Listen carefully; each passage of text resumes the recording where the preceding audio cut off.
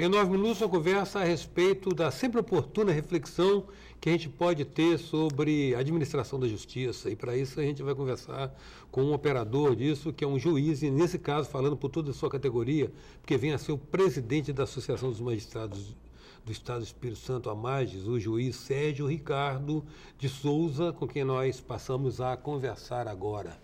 Doutor Sérgio, os juízes, especificamente os capixabas, hoje têm uma pauta de reivindicações, uma agenda de demandas que vocês têm já formuladas para melhorar o desempenho de suas funções? Com certeza, temos uma pauta, essa pauta está colocada, foi apresentada, inclusive, para a nossa administração do tribunal. É uma pauta que está também na pauta do CNJ, que é a estruturação do primeiro grau de jurisdição.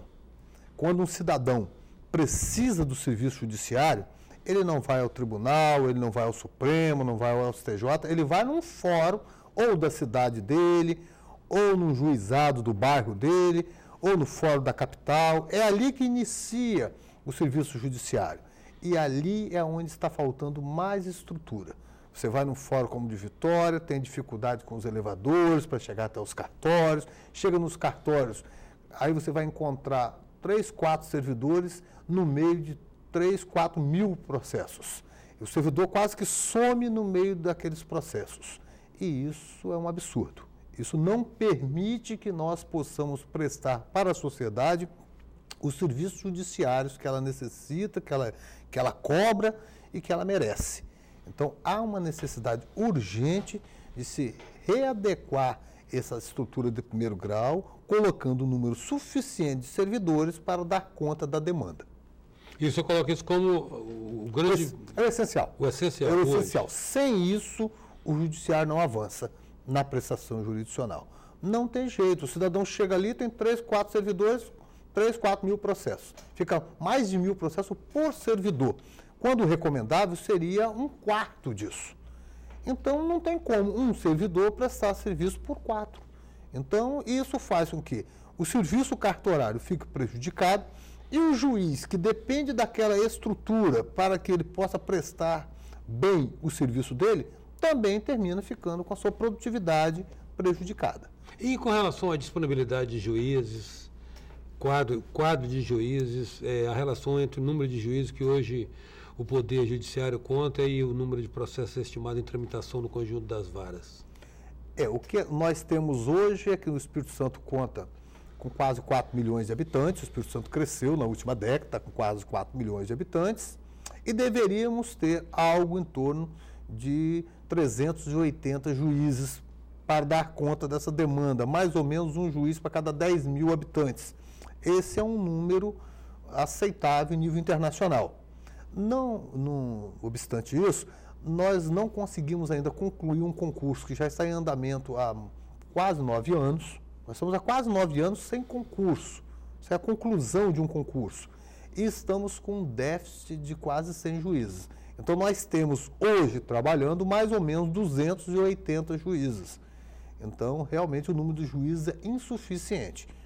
Mas eu ressalto que, mesmo com esse número de juízes insuficientes, se nós tivéssemos uma estrutura de trabalho adequada, com um número de auxiliares compatível, o serviço estaria muito mais compatível com a necessidade da sociedade. Recursos tecnológicos como foram já implantados, audiências online, esses procedimentos ajudam? Eles de uma certa maneira, do ponto de vista da metodologia de trabalho, isso tem alguma influência positiva mesmo? Ou é só... Tem uma influência positiva na questão da segurança, você passa a não manusear muito papel com risco de perda de documentos. Agora, não resolve o problema da necessidade de mais servidores. Uma coisa não resolve a outra.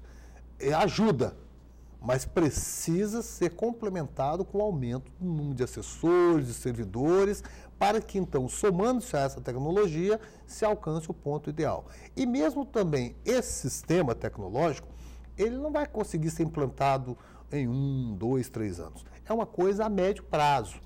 Numa década se consegue, porque é uma questão cultural. Nós temos problemas de advogados que são mais antigos, que têm escritórios mais humildes, que já estão enfrentando dificuldade para se adequar a essa realidade. Eles não podem ser colocados fora do mercado, eles têm que ser ajudados, eles têm que ser introduzidos nesse sistema paulatinamente.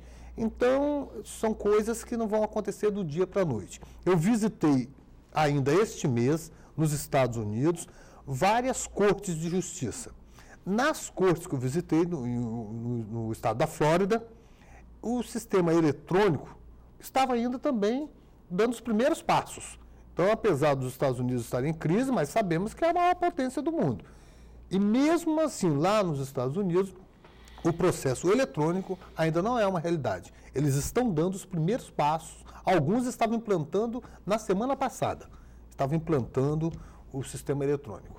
Eles já tinham alguns sistemas, como a audiência por videoconferência, as audiências são todas gravadas, filmadas, eles têm o áudio e as imagens de todas as audiências. Isso já poderia ter sido implantado aqui.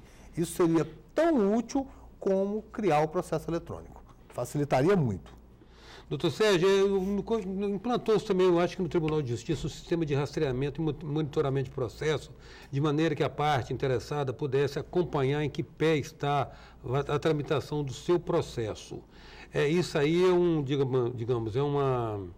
é uma iniciativa cabível, no caso, num aspecto mais restrito, que seria do Tribunal de Justiça, ou isso acaba se constituindo também no elemento de pressão contra o juiz, sobre o juiz?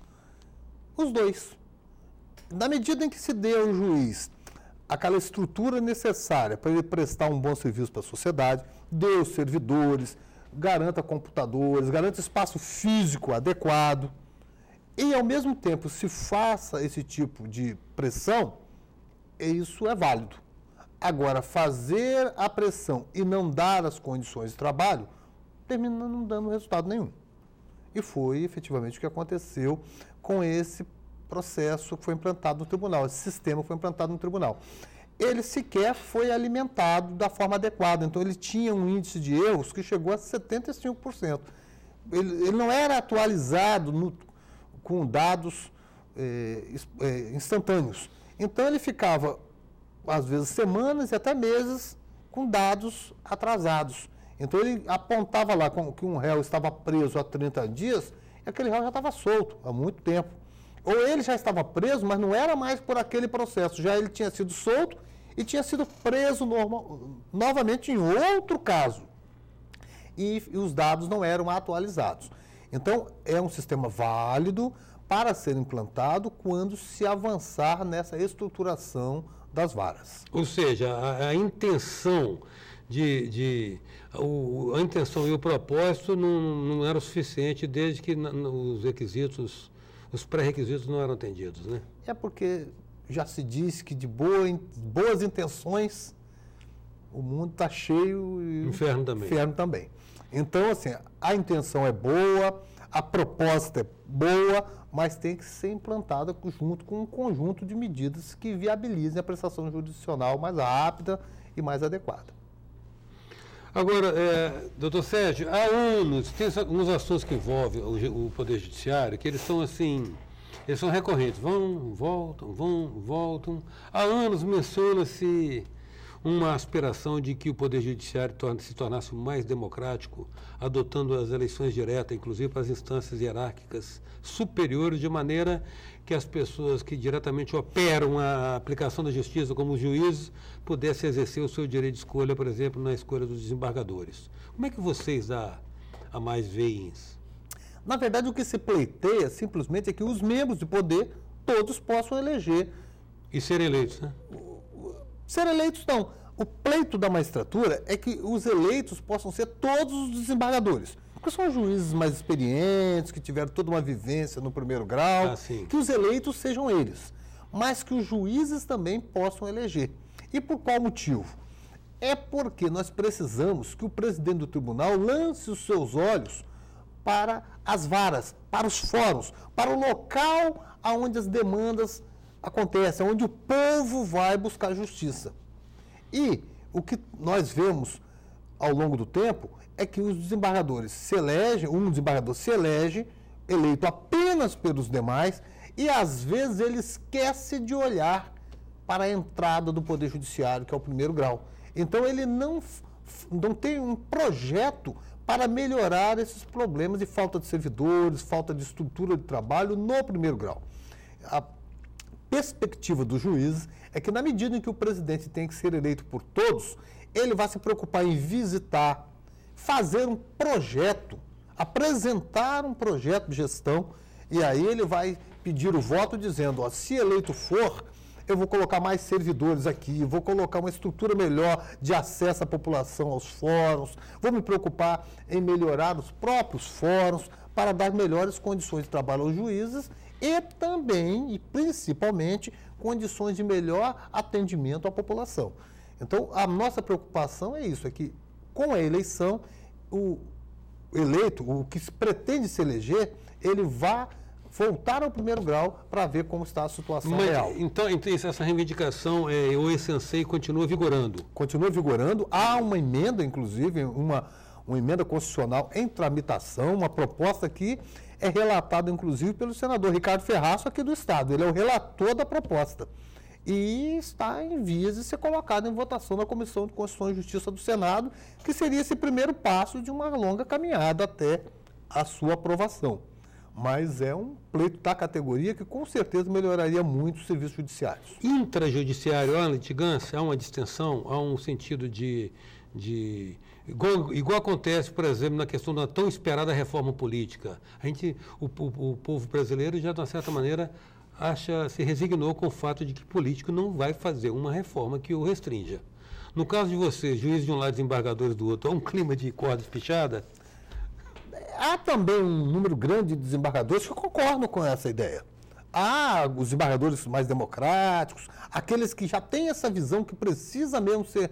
O desembargador tem que ter os olhos voltados para o primeiro grau, para a porta de acesso da justiça. Esses são a favor. Eles sabem que se eles colocarem o nome deles e fizerem um bom trabalho, ou pelo menos apresentarem um bom projeto para depois executarem um bom trabalho, eles serão eleitos, poderão inclusive ser reeleitos. Agora, há alguns que, por uma visão equivocada ou até mais conservadora, preferem se colocar contrários. Agora, isso é uma questão que tem que ser deliberada pelo Congresso Nacional. Então, nós, na verdade, esperamos é que o povo cobre isso. O povo diga, olha, eu quero melhor prestação jurisdicional, eu quero um presidente de tribunal que esteja comprometido em garantir, para mim, um acesso mais rápido à justiça. Então, isso tem que vir realmente do povo. O povo tem que sentir, já que nós temos tantos processos aqui no Estado, na Justiça Estadual, segundo os dados do CNJ, nós temos em tramitação mais de 1 milhão de processos. Quase 1 milhão de processos. É um número significativo. É muito grande, né? 1 milhão de processos é um número significativo. No Brasil, nós temos em tramitação cerca de 90 milhões de processos. 90 milhões de processos. Então, os autores desse processo, eles têm que se conscientizar que para melhorar a prestação jurisdicional e para que eles alcancem uma solução mais rápida, eles precisam cobrar que lá no primeiro grau, lá onde ele entrou com a ação, haja uma condição de trabalho melhor. Bom, nosso tempo está esgotado, mas nossa conversa, pelo tanto que temos ainda de saber com o Dr. Sérgio Ricardo de Souza, prossegue amanhã. E eu convido você, querido telespectador, portanto, a estar conosco amanhã na continuação dessa conversa com o presidente da Associação de Magistrados do Estado do Espírito Santo, AMAGE, Dr. Sérgio Ricardo de Souza. Até já. Sou passageiro.